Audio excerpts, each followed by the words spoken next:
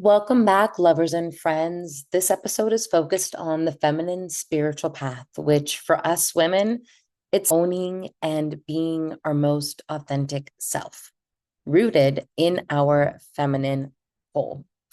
Most women I know are actually exhausted from trying to be on the same page as their partners. The thing is, men run a completely different operating system. And so when these women try to run with the same practices, the same schedules, the same spiritual path, the same everything, and yet they somehow are still feeling disconnected because they've over optimized their body versus using it as an instrument, they're then wondering what the problem is because here it is. What you are doing is designed for him to become more of himself. And what if what you need to become more of yourself is less of the same and more of the difference? This conversation here is inspired by a realization I was working with this morning as I'm in this season of my life, about to get married, super exciting, and being a fiance. And one of the main values that I value in calling in my love and partnership was sharing a spiritual practice. You probably have listened to some of the previous episodes, so you know it's really important to share a spiritual practice, to have a spiritual connection. And for so long, I had seen friends who do everything the same. They've got the same morning practice. They'll do breath work together, meditation together, the exact same thing. And it's something that I thought I really wanted to have. Being a Tantra practitioner and a teacher, I was like, I definitely want my man, my husband, to be doing the exact same morning meditation practices, and we're doing it together. And that was in my mind what I thought it would look like in regards of sharing a spiritual practice. Well, today I'm going to share with you that that's actually not what that looks like in my relationship. And it's because of the realization that my work, my life's work, but my personal work, my personal practice work is fundamentally different because I am a fundamentally different woman, human, than my fiance is. And I want to share a little bit of this conversation that I was having with myself this morning, which is that, we did a 10-day Vipassana, and the Vipassana was awesome. It was 10 days. It was actually almost 12 days, silent meditation. And it is a very rigid, strict, masculine based practice of stillness. There's a lot of value in that practice of stillness and masculine rigidity, of not being able to touch or move when there are sensations, but simply practicing being the observer so that you can witness sensations, so that you can witness emotions, so you cannot be reactive, and therefore you can understand the reality of life, the actual nature of reality in existence as a whole, as one constantly changing, moving reality. As one thing rises, another thing passes away. Just as life rises, we die and then we pass away. And it's a super powerful practice, especially preparing me mentally for one day when my parents pass, to practice this fundamental principle of anicca, which is anicca, constant change, anicca, anicca, anicca. There's always changing, constant, ever flowing, ever arising, ever passing away nature of reality. And we experience that in totality through the inside of our body, somatically. So it's a beautiful practice for sharpening our mental awareness and faculties to be very focused in a way that is also non-reactive. Super helpful for sharpening my mindset, super helpful for developing stillness and non-reactivity when there are emotions that arise, such as insecurity, such as jealousy, such as hesitation or fear or clinginess, right? Those are powerful, powerful awarenesses to be in relationship to, because it's like those things don't have power over me. I can witness how I'm trying to cling to the past or cling to a vision, anicca. this vision will change, this clinging will change. I don't need to react to it or analyze it. I simply am going to be present with it, continue to breathe through the sensation of whatever that feeling of clinginess is like in my body, and then move on, because that is the nature of reality. Super, super powerful. I recommend you doing it at least once in your life to really help sharpen your mental faculties of focus, of non-reactivity. That said, now it is a very masculine, rigid, disciplined practice that you must do an hour in the morning and an hour at night. We were meditating 10 hours a day, and I did not get up for the 4:30 a.m. meditation. I slept. I needed to sleep. And one of the options was to meditate at 4:30 before breakfast in your room or in the hall. My meditation was sleeping and then doing a 30-minute sensation meditation before breakfast. And then I meditated all the rest of the day. So when we're out of practice now from the meditation center, we're meant to do it 2 hours a day, morning and night. And I had a realization when I was in the Vipassana center that this is, of course, a very strict, rigid, masculine practice that can ultimately neutralize each partner, because you become the same. You become very equanimous. You become very neutral. Therefore, if passion arises, you just witness passion and you let it arise and then you let it fall. You don't act upon it. So I noticed that my resistance to some of this practice was showing up because I don't want to just be a fat, happy Buddha, in a relationship and not having sex. That is not what I'm here to do. I'm here to have as much sex as I can. I'm here to love as much as I can. I'm here to be an expert on my own life and in my own life and in my own sex and in my own body. And I'm here to teach others on how to become their own experts and to do the exact same. Sexuality is a huge, huge and intentional portal and doorway to transformation, to connectivity. And so I was, really aware of the power of Vipassana, how it can take us so deep into a path of neutrality where, as they say in the practice, where you transcend, sexual desires and passion so that you're just these happy, blissful, peaceful beings. Beautiful. I think if any part of the world adopted this right now, the world would be a gazillion times better, 100%. And like I said, there's so much value to that.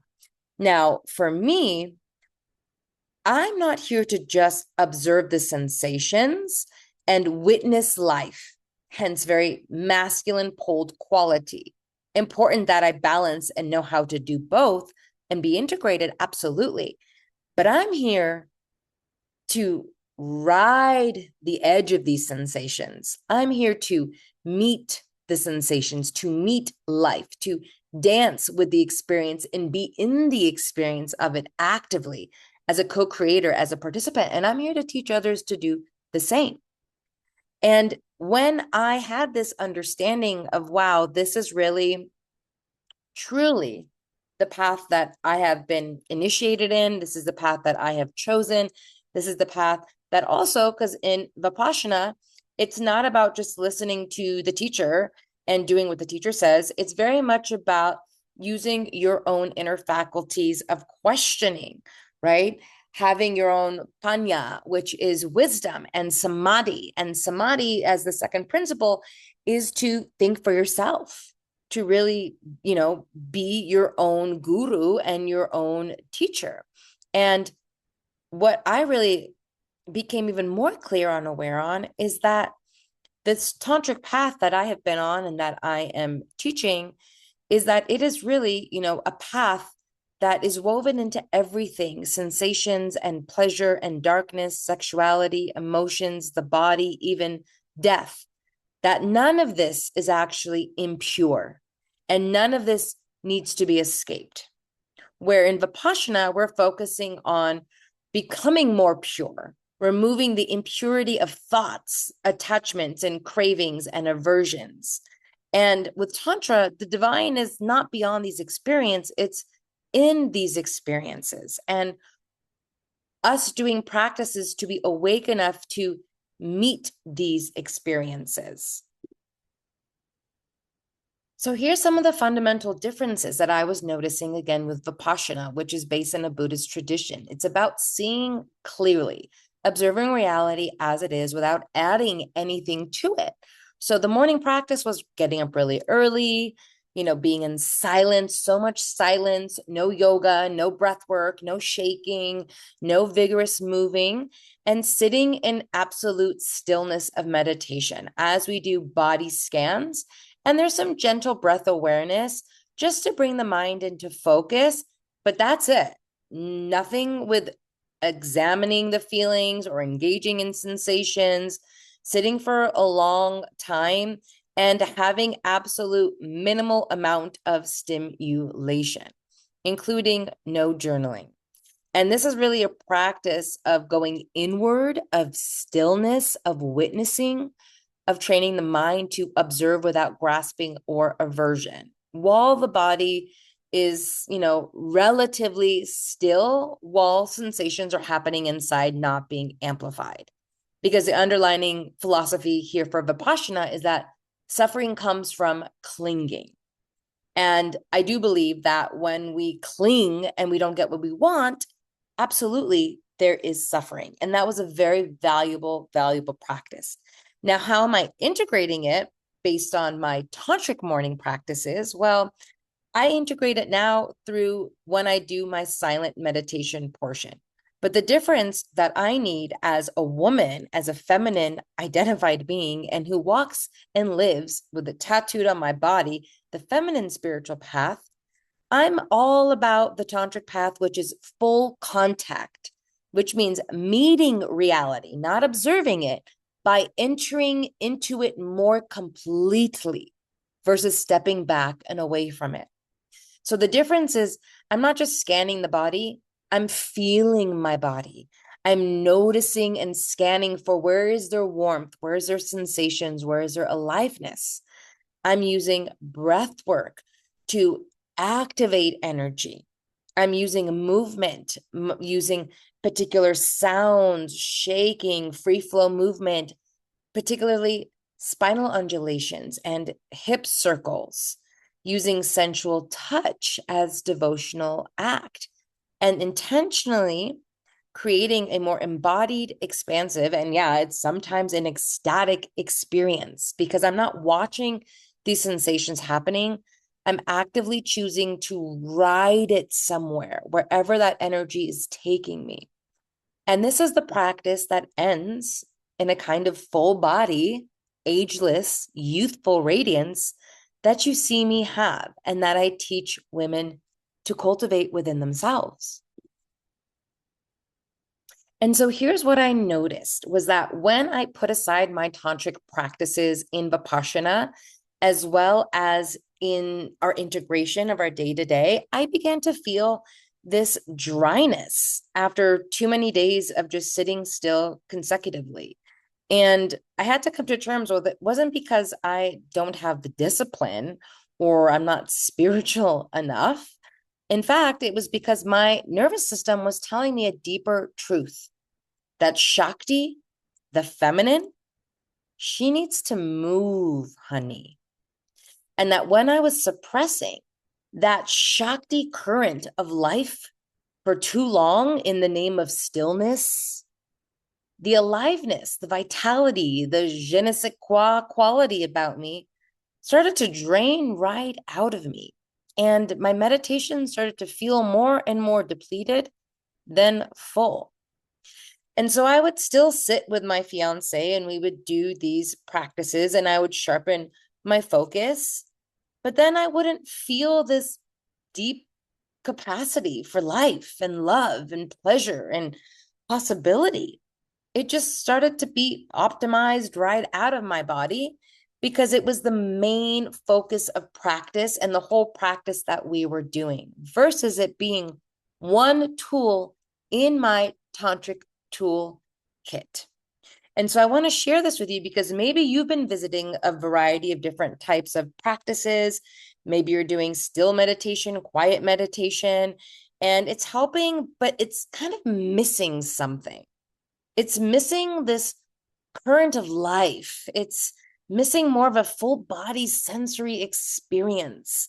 And I want to give you permission that you don't need to compromise on a practice that supports a lesser version than the fullness of what you've come here to experience. A lot of the most alive teachers that you see, especially in tantric work or the feminine empowerment work, they're all operating in this very similar way. We're using sound, we're using breath, we're using movement to get activated, to be activating as a force so that life responds to us versus us being reactive. And so now what I've done is I continue to do my practice, but I bring in the meditative space, the Vipassana practice as a complementary tool to the full ecosystem of my spiritual practice. And here's where I want to get even more intimate with you all and let you into my own inner work, not as someone who's just teaching this work from a distance, but someone who's actually really living it right now, who's been in question with it, who's sat with it. Because as I said, I really, really value having a spiritual based practice with my partner. And I know my partner does as well. And it came up against this question and a little bit even of an unconscious fear is that, are we going to grow apart because we're on different paths? You know, is he going to turn out a different path in a different direction because he's practicing a more masculine based, Buddhist based practice of non-attachment that's very masculine and rigid, where I'm devoted to a very tantric path of feeling it all and riding the wave and the edge. And that was a very real conversation that we had. And I know that many couples tend to be afraid of doing spiritual work or growing independently on their own spiritual path for fear that they're going to outgrow their husband or their wives or their relationship. And I want to share from my own real life experience, the vulnerability here is after having that conversation with each other, we sat with it in our own individual practices. And what I came up with is what my truth is. And what I found to be true, and what I shared with him as well, is that I think this old idea and fantasy that I had, and seeing some of my other friends who are couples, when they say, oh, when you date each other, you end up being like each other and you look alike and you sound alike and you do everything alike and it's the same. And you know what? Both of us thought that's what we wanted. We're both Pisces, the sameness, to merge. I have a deep longing to merge all the time. And what this has shown me is that actually in this area, merging is a trap. It's an unconscious spiritual trap. To adopt each other's habits and preferences, to soften the edges to reduce friction, to abandon practices or interests that your partner doesn't have or doesn't share or doesn't desire to dive into as deep as you, or to even measure your connection by how much you do together, right? Those are markers that people think, and what I used to think was intimacy. And it looks like, okay, wow, we're really in harmony together. But what I'm sharing here is this awareness that I've discovered is that underneath, something quiet dies. And most couples don't even notice this until they look at each other one day and they feel nothing. They don't feel conflict. They just feel a flatness that's not from being too far away, but from too much of the same. Because polarity requires distinction. Attraction requires two genuinely different energy fields to meet each other. And when you merge completely, you lose that charge. And I see that with couples who are friends of mine who teach about love and tantric, who have been together for 11, 12, 13 years. And like I said, they dress the same, they talk the same, they express the same. When they're together, they're like the same person, both really beautiful, very bright, very bubbly. And yet, the core root of why they even got into this work was because he explicitly said to her, I need more of your fire. I'm losing attraction to you. I need more of your fire. I need more of your darkness. I need more of your aliveness, not just your politeness. You get that? He doesn't need more of her politeness. He needs more of her aliveness. And that's what I'm sharing was this beautiful awakening point that I got to in my morning practice was he doesn't need my politeness to put aside any of my practices. He would never ask for me to do that. And yet, was there some sort of subconscious belief that I still wanted to people please and put aside a part of my practice out of politeness in order for us to merge because we're afraid that we would grow apart? And that's the old framework. That when we're close and when we're the same and when we're aligned and when we're doing the same things and we're on the same page and we're doing the same practices, we're good. We are aligned. But I want you to think completely differently here, a different way of thinking about togetherness, which is we're close when we are fully ourselves. We're close when we are genuinely curious about who the other is becoming. There's a sacred individuation that must happen in a long-term committed relationship. Instead of what's spoken about so much in the spiritual community of mergence. If you want to keep your polarity, then your path must be yours and make it yours. Not less, not any less important, not any less valuable, not any less spiritual, not any less disciplined than his path.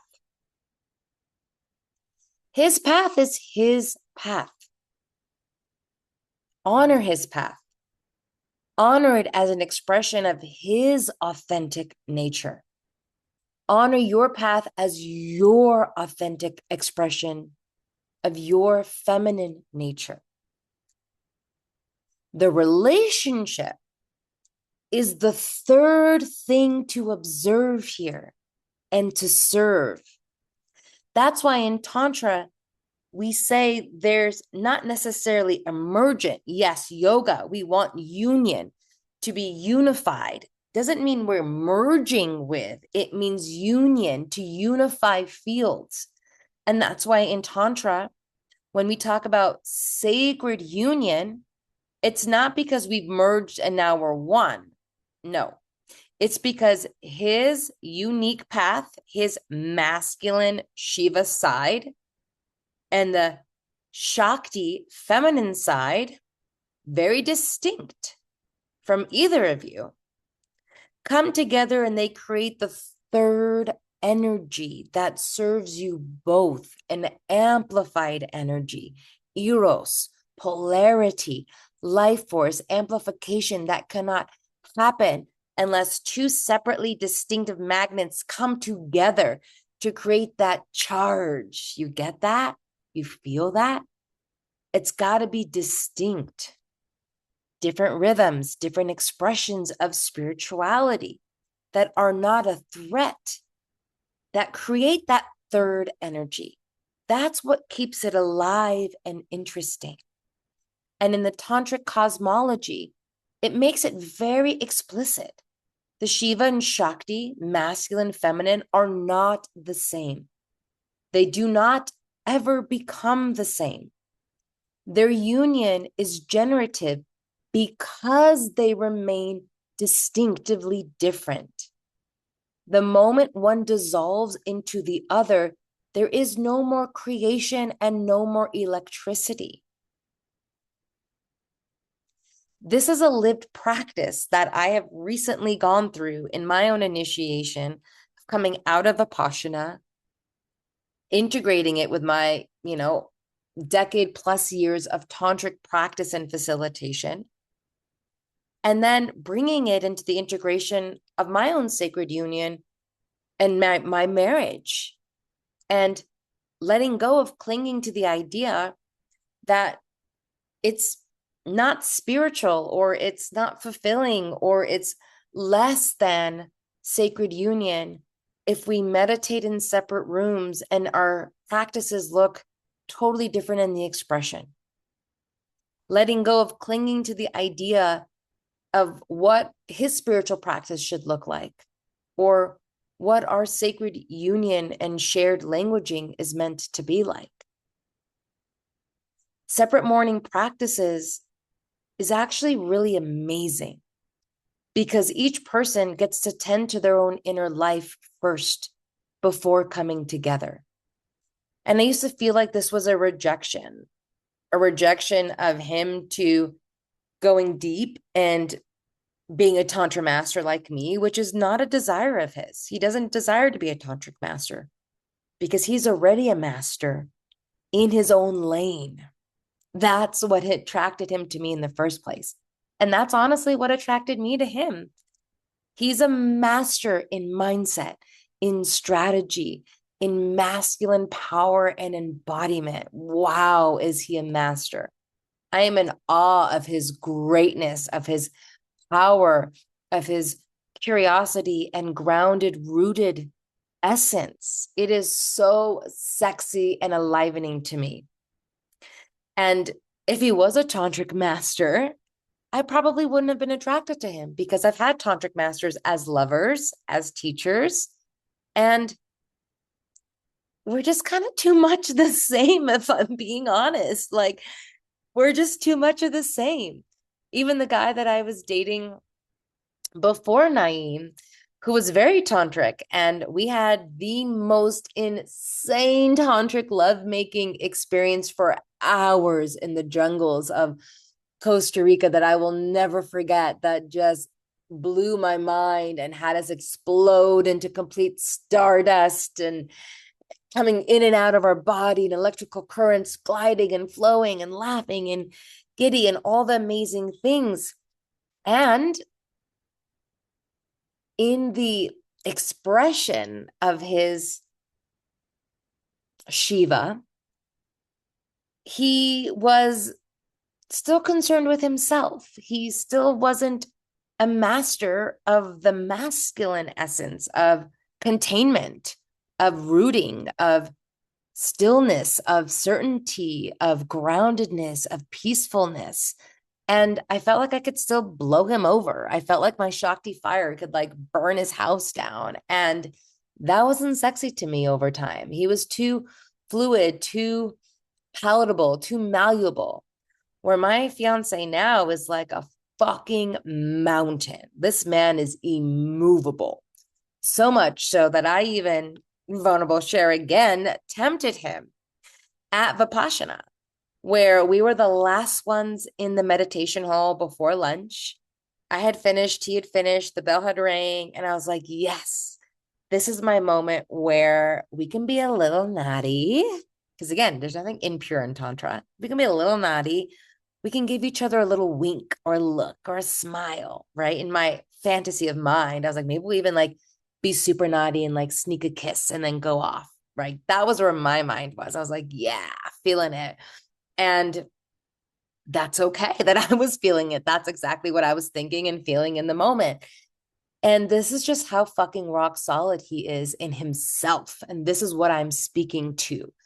Like the fact that me as his fiance, as his woman that he spends his life with, that he's so obsessed with, like even me, when it came to him feeling me and me clinging onto this idea that this may happen, The bell rings. I wait. He waits. We wait. We can feel the third energy of the tension between us. And I gently gaze towards him and I wait. I pause to see, is he going to meet me? Is he going to turn to me? Is he going to break his vow of silence and non engagement, because we can't talk to each other, we can't see each other, we can't engage, we can't communicate, not even with looks or gazes. I'm like, will he break that to say hi to me because I'm here and I'm like ready to give him my love?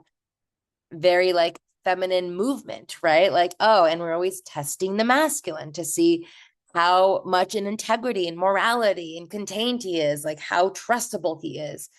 And what did he do? He put his hat down further. He turned his body away. He just quietly, powerfully, but gently stood up and walked out and walked away. I was like, damn, he didn't look. But on the other hand, I was like, damn, that's my fucking man. He is immovable, even to me. He is so deeply rooted in his integrity, in his practice, in his morality, in his devotion to his own practice, that he is so unwavering and self contained. I love him so much more. I trust him so much more. And that is, again, why I am sharing what I'm sharing. Because that same moment, just like the spiritual practice, I didn't take it as rejection, but I took it as his responsibility to creating a trustworthy container, to being immovable and unshakable in himself. And the same thing for me, and the same thing for you. Having your own morning practice separate from your partner, even if they don't want to do it or if theirs looks very different, does not mean that you need to stop or make yours less or shorter or not do one. Fill yourself up first so you can bring something real into the relationship. And the thing is, this is that we talk about everything that's alive within us. And if you do that in your relationship too, you have a shared language. It doesn't need to be a shared spiritual practice.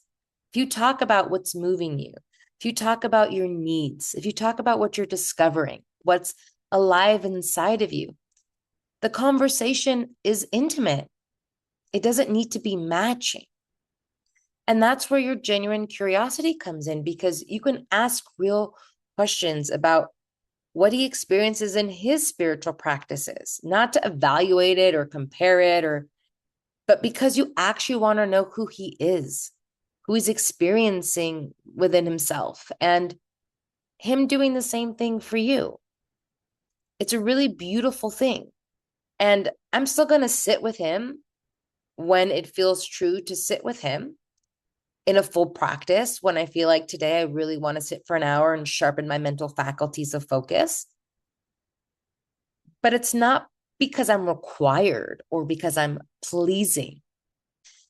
It's actually because it's an intimate thing to sit together, but not out of fear or desperation, and not because it's something I need to do every day. Why? Because the feminine piece, women in particular, we've been conditioned to be the relational glue, to match, to accommodate, to merge, to keep the peace. And this condition runs so deep.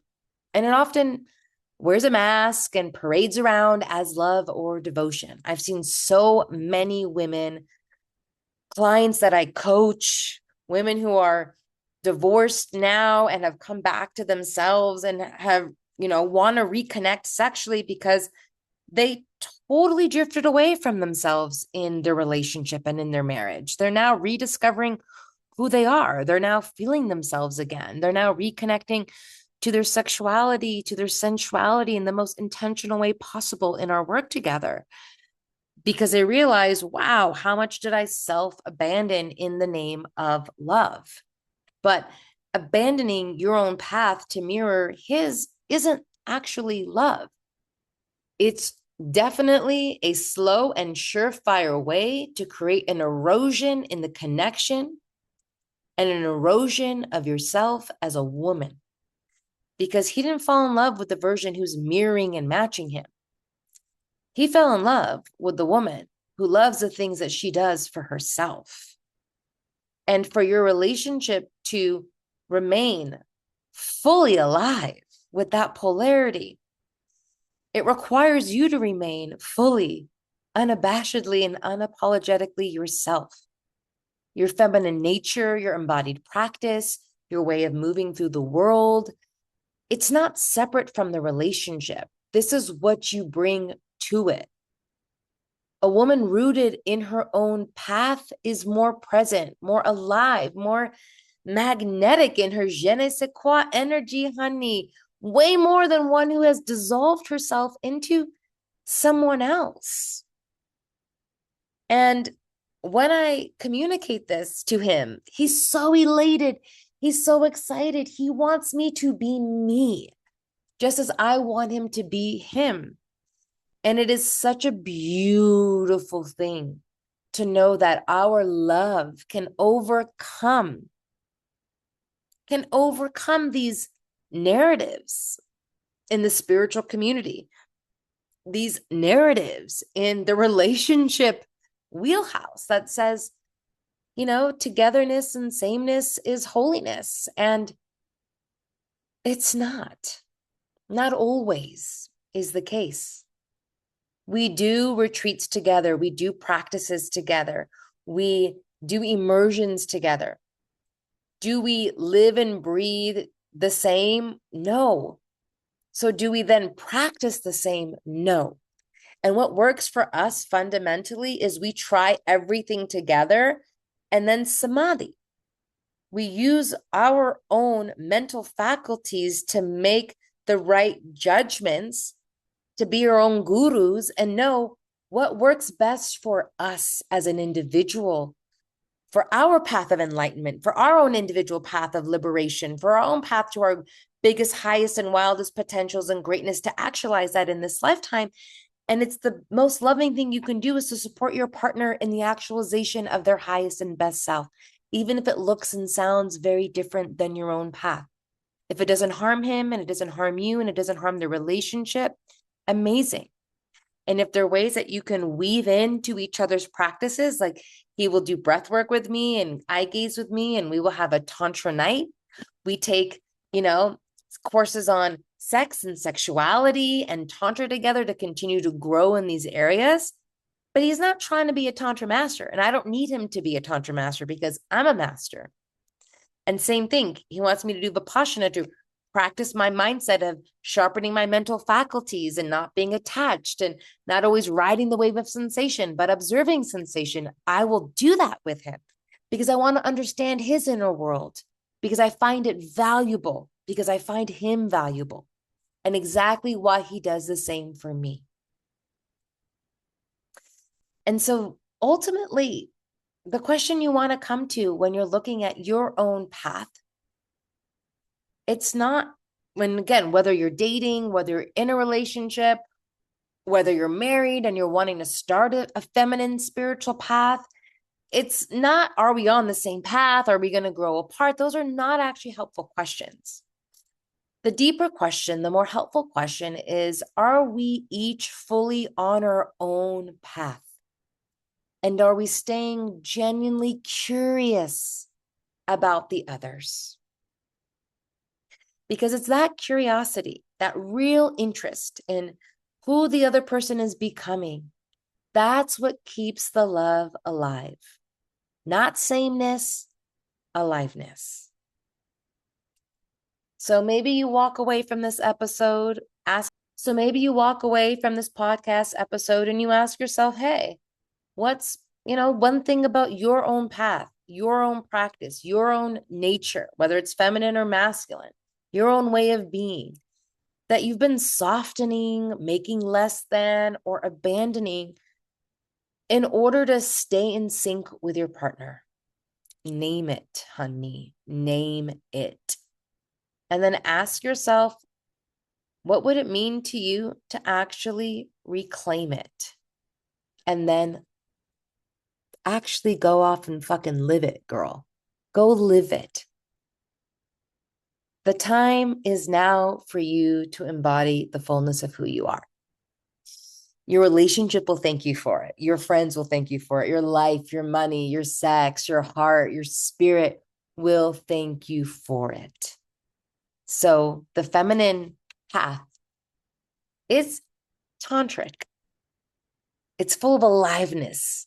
It's full of movement. It's full of sound. It is what animates life itself. And the masculine path is stillness, containment, container, observation. Both are equally valid. Both are equally worthy of practicing and integrating because we have both and are both. However, abandoning because we think the masculine path is the right path and that's the spiritual path, because majority of these texts are written by men. Majority of the teachers that are spiritual teachers are men. Even some of the male spiritual teachers today have fallen down from grace due to the files that have been released. So a lot of these spiritual texts have been written by men, which is why they've been taught by men, and why we associate spirituality and the path of spirituality with stillness, with quiet and non-movement of meditation. And it is not always the right, the best, the most aligned path for feminine identified beings. Our path is one of aliveness. Our path is one of motion and aliveness. And I am here to remind you that as a feminine spiritual teacher and practitioner. Let your freak flag fly, honey. Shake that ass, move your body. It is all a spiritual practice. And remember, this is your one wild, crazy, precious life. So keep living it, keep loving it, and live into your highest and wildest lover potential.